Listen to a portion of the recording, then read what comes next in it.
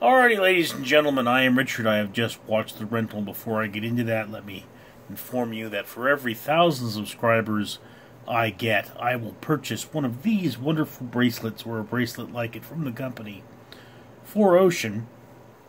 And every time you purchase something from 4Ocean, they pull a pound of trash out of the big blue. That is an important thing right now. I mean, I'm trying to get monetized, so like, comment, come on people, there's a world to save. I want to save it, and you can help me do that for absolutely nothing. So, yeah, tell your friends, subscribe to this fat dude, and save the world. Anyway, so The Rental is a 2020 release. You can currently see it on Amazon. I think it's $4. $7. Ugh, I don't believe I spent money on this. Anyway, so what has happened here is that two couples, two brothers, and their girlfriends have rented a house for the weekend, and they've decided to just go out there and relax for a weekend by the sea. And then a horror movie happens to them. But for the first half of the movie, about 45 minutes, it's not a horror movie. It's a These People Stink movie. And for the rest of it, it's more of a horror movie, but it's a lot of them arguing and being unable to act because they're bad people. And, I mean, first off, you look at this beautiful poster here. You see the house. This is a minimalist type poster. You see a person falling from the house, seemingly into the upside down world of the sky. And you think this has got to be some weird, metaphysical, Stranger Things, couldn't happen in our reality sort of a movie. And it's not. In fact, up until the very end there, this is very much something that could, indeed, happen grounded in our reality. And one of the things that you have to look at the characters, you say, look, these people aren't very likable. I mean, the film literally opens. There's this guy. He's looking at the house, and he's just reacting to the house. I mean, I don't look at women and react that way, and he's reacting to house porn. So, I mean, it's like, okay, dude, you really enjoy looking at this house and you need another pair of pants. I get that. No, I don't. This makes no sense. And leaning over his shoulder is his hot business partner, who happens to be dating his brother. And, you know, you would have thought if you just looked at the still image that these two were together. So they kind of got a thing going on. An unspoken thing, like there's tension going on. All right. And then, of course, you know, maybe 15 minutes into the movie, they start doing drugs.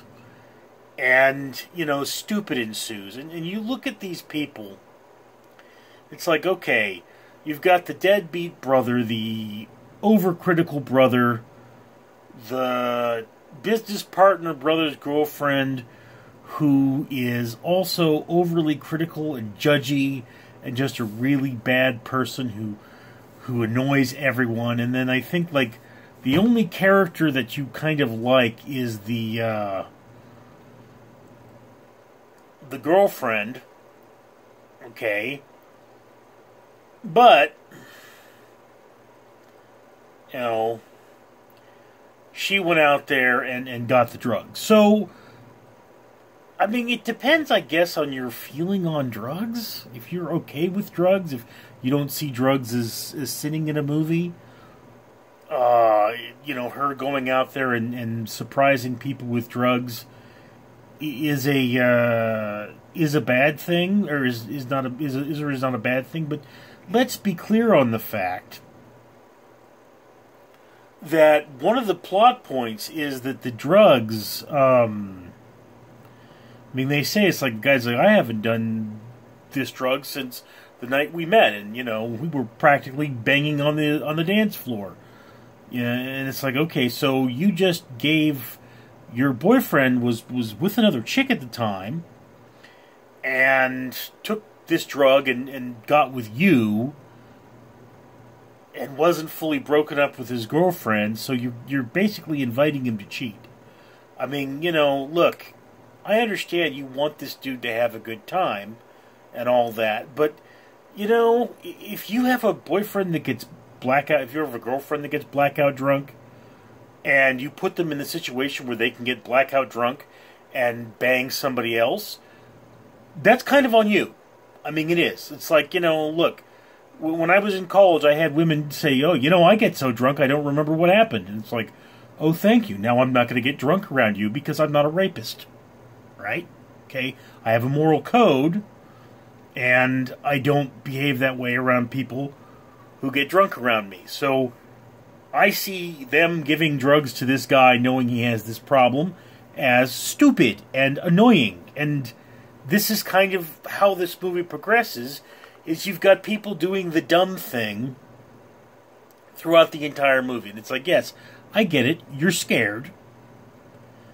And people can be that dumb.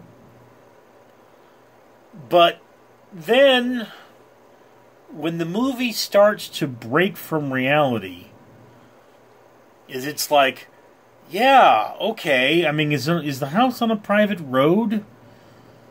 How can it be this big of an issue? I mean, there starts being points when their stupidity means they're taking unnecessary risks, and they're not doing the logical thing. And then, of course, in the final act, essentially, it becomes a horror movie.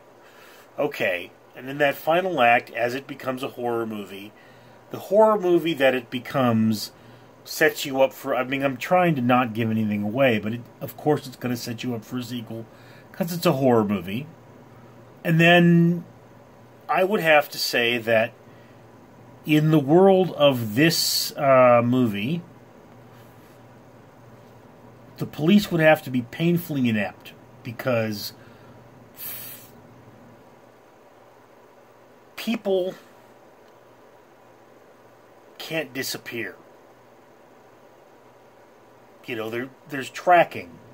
If I disappeared today, if that happened, they would be able to subpoena my records from companies and find out when I last used my cell phone, the last time I used my credit card. They would actually probably be able to pinpoint if my cell phone was still in the house. All of these things, I mean, the police would eventually find out. This is just one of those things. We lead very tracked lives in the modern day.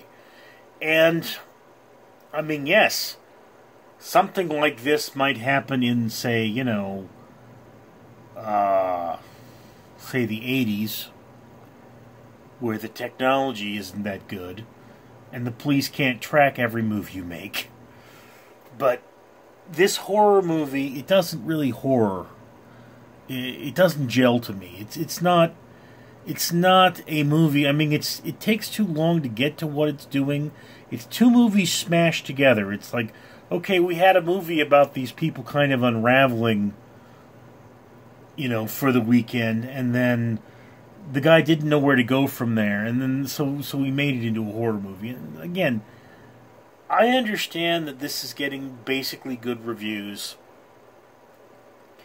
and for that reason, you might want to put it on your watch list. I personally would put this on a watch if you're bored list. It is a fine movie, but it doesn't, it just doesn't deliver what it promises. Anyway, that's my opinion. I'd love to hear yours. Comments below, dude. Come on, let's save the ocean even if you don't like what I have to say. Richard. Oh, greetings, humanity. Did you know that Richard, the man in this video, will spend his own money to remove trash from the ocean for every 1,000 subscribers he gets once he is monetized, yes, and you can help. You can help by liking and commenting on this video, and of course subscribing yourself. And you should do that, or else I will come to your house and do unspeakable things to your cheese.